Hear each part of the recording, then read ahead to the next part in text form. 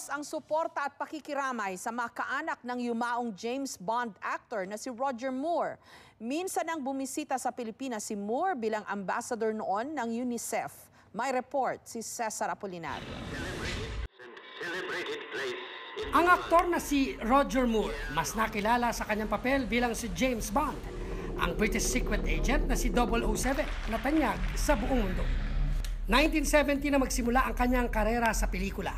Ilan sa kanyang mga pinagbidahan ang The Spy Who Loved Me, For Your Eyes Only, Octopussy at A View to a Kill.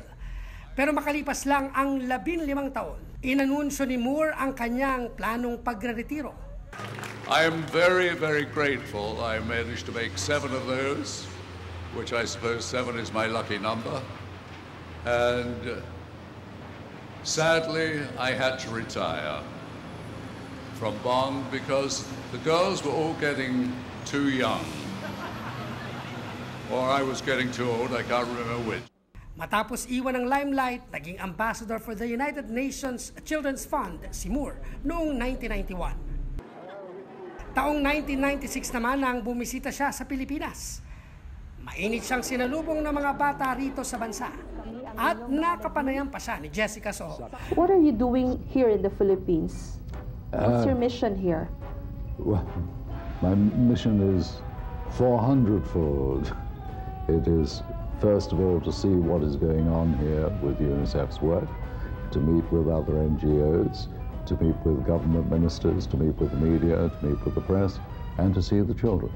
With Mr. Moore here, James Bond himself, I'm Jessica Soho.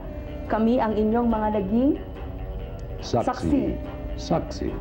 Namatay si Moore sa edad na 89 dahil sa sakit na cancer. Gaya raw ng hiling ni Moore, magiging pribado ang kanyang libing sa Monaco.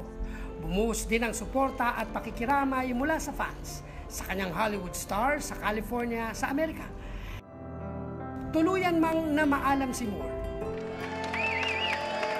Pero ang kanyang kontribusyon sa sining habang buhay nang maiiwan para mapanood ng susunod na henerasyon. My name is Bond. James Bond.